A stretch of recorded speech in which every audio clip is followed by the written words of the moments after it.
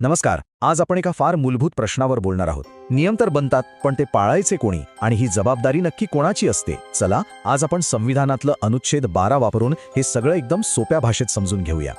एक कल्पना करा. समजा कोणीतरी एका सरकारी हॉस्पिटलमध्ये जातं आणि तिथे त्यांची पार्श्वभूमी म्हणजे त्यांची जात किंवा धर्म बघून त्यांच्याशी चुकीची वागणूक दिली जाते. ऐकूनच किती चीड येते नाही का? आणि ही काही निव्वळ कल्पना नाहीये. अनेकांसाठी हे एक कठू वास्तव असू शकतं. पण एक चांगली गोष्ट ही आहे की आपलं संविधान ह्याचा विरोधात ठामपणे उभा आहे.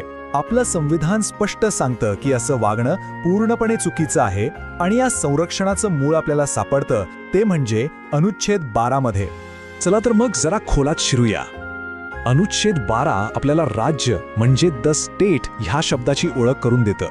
आता हे राज्य म्हणजे महाराष्ट्र, गुजरात किंवा उत्तर प्रदेश सारखं भौगोलिक राज्य नाही.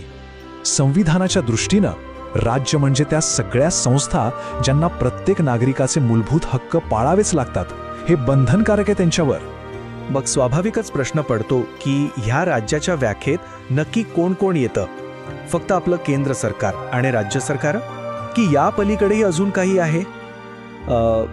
ह्याचं उत्तर खरं तर खूपच इंटरेस्टिंग आहे. तर ह्याची सुरुवात होते ती अगदी वरच्या पातळीवरून, म्हणजे आपलं केंद्र सरकार आणि भारताची संसद. ठीक आहे, हे तर अपेक्षितच होतं, बरोबर? देशाचे कायदे बनवणारी आणि ते लागू करणारी यंत्रणा. पण ही व्याख्या फक्त केंद्रापुरतीच थांबत नाही. या देशातलं प्रत्येक राज्य सरकार आणि त्यांचं विधिमंडळ या सगळ्यांचा समावेश होतो. आणि थांबा, ही यादी अजून संपलेली नाही. आता आपण अजून जवळ येऊया. आपल्या रोजच्या जगण्यावर थेट परिणाम करणाऱ्या संस्था, म्हणजे शहरातली महानगरपालिका असो किंवा गावातली ग्रामपंचायत, या सगळ्या स्थानिक संस्था सुद्धा राज्य या व्याख्येत येतात. आता येतो सगळ्यात आश्चर्याचा आणि महत्वाचा भाग. काही संस्था आपल्याला बघायला खाजगी कंपन्यांसारख्या वाटतात, पण त्या सुद्धा राज्य आहेत. हो, अगदी बरोबर ऐकलंय. LIC, ONGC आणि अगदी आपली स्टेट बँक ऑफ इंडिया म्हणजे SBI, या सगळ्या सरकारी कंपन्यांना सुद्धा नागरिकांचे मूलभूत हक्क पाळावेच लागतात. तर मग हे सगळं एकत्र करून पाहूया.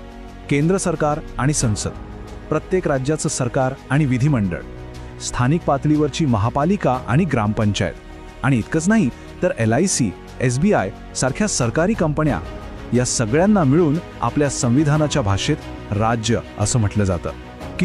किती व्यापक आहे ही संकल्पना, नाही का? ठीक आहे, आता राज्य म्हणजे काय हे तर आपल्याला कळलं. पण खरा प्रश्न तर हा आहे की ही व्याख्या इतकी मोठी आणि व्यापक असण्याचं आपल्यासाठी काय महत्त्व आहे? Y does it matter? तर या सगळ्या चर्चेचा जो गाभा आहे तो हा आहे की आपण आत्तापर्यंत ज्या ज्या संस्था बघितल्या त्या प्रत्येक संस्थेला, अगदी प्रत्येकीला नागरिकांच्या मूलभूत हक्कांचा आदर करणं आणि त्याचं पालन करणं हे कायदेशीररित्या बंधनकारक आहे. आणि यातच खरी ताकद आहे.